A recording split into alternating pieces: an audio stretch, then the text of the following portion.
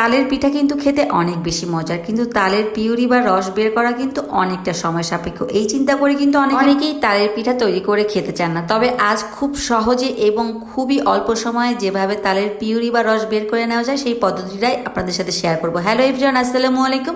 কেমন আছেন সবাই? আশা করি সবাই ভালো আছেন। তালের পিউরি বা রস তৈরি করার জন্য এখানে আমি দুটো তাল নিয়ে নিয়েছি। তবে আমি প্রথমে একটা তালের রস বা পিউরি বের করে নেব। তার জন্য প্রথমে আমি তালটাকে একটু ধুয়ে নিলাম, কারণ ধুয়ে না নিলে তালের গায়ে কাদা ও ময়লা থাকে, তাই খুব সুন্দর করে ধুয়ে নিয়েছি। এবার উপরের বাকলটা আমি খুলে নেব একটা ছুরির সাহায্যে। বাকলটা খুলে তারপরে আমি তালটাকে খুব সুন্দর করে ছুলে নেব। তালের খোসাটা আমি খুব সুন্দর করে ছুলে নেব। যেহেতু এখন আষাঢ় মাস চলছে আর এখন তাল একদম পেকে গিয়েছে, তাই খোসা ছাড়াতে বেশি একটা সময় লাগবে না। তাড়াতাড়ি করে আমি খোসাটা ছাড়িয়ে নিলাম। পুরো খোসাটা ছাড়িয়ে এখানে তালের 3টা আটি হয়েছে, পুরো 3টা আটি আমি নিয়ে নেব।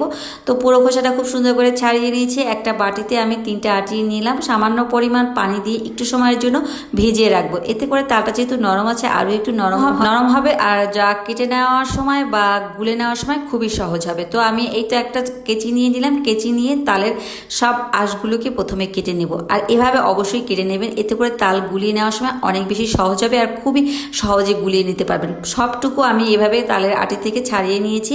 এই যে পুরো আটিটা কিন্তু পরিষ্কার করে নিয়েছি। এইটুকু প্রথমে একটু গুলিয়ে নেব, তারপর পরে আরও একটা আটি কেটে, মানে আটির উপরে তালের যে আঁশটা থাকে সেটা কেটে আমি একসাথে গুলিয়ে নেব। তো প্রথমে একটু সুন্দর করে গুলিয়ে নিচ্ছিলাম। আলতো হাতে গুলিয়ে নিলেই হয়, বেশি চাপ দিতে হয় না, যেহেতু এটার সাথে কোনো বিচি বা মানে আটি বা কিছু নেই। তো এরপর আমি পরে আরও একটা আটি থেকে খুব সুন্দর করে সব তালের আঁশটা নিয়ে নিলাম। এই যে দেখুন, খুব সুন্দরভাবে আটির সাথে সব আঁশটুকু নিয়ে হাত দিয়ে একটু সময়ের জন্য মাখিয়ে নিয়েছি বা গুলিয়ে নিয়েছি। আর পুরো কিন্তু তালের রসটা বা পিউরিটা বের হয়ে গিয়েছে। তালের রসটা বা পিউরিটা একদম রেডি। এখন আমি ছেঁকে নেব। যেহেতু আমি আঁশটা কেটে নিয়েছিলাম তাই অনেকটা বেশি আঁশ থাকে এর ভিতরে। একটা নেট নিয়ে নিলাম, একটা বাটির উপরে পুরো পিউরিটা দিয়ে দিলাম, দিয়ে হাত দিয়ে চেপে চেপে পুরো তালের পিউরিটা বের করে নেব। আর তালের যে আঁশটা থাকবে সেটা কিন্তু আলাদা হয়ে যাবে আর একদম খাঁটি একটা পিউরি বের হবে। অল্প সময়ে, একদম 10 মিনিটও লাগবে না আপনারা এই কাজটা করতে, খুব সহজেই তৈরি করে নিতে পারবেন।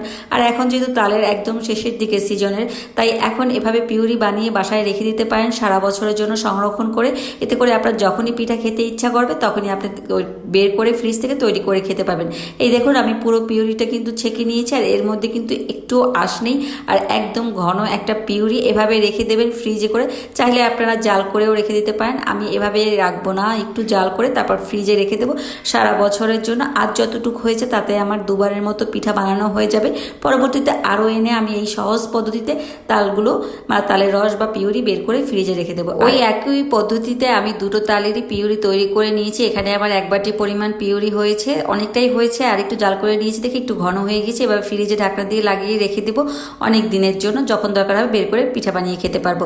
তো কেমন লাগলো আজকের এই তালের পিউরির সহজ পদ্ধতিটা? যদি ভালো লেগে থাকে তাহলে অবশ্যই কমেন্ট বক্সে কমেন্টস করে জানিয়ে যাবেন।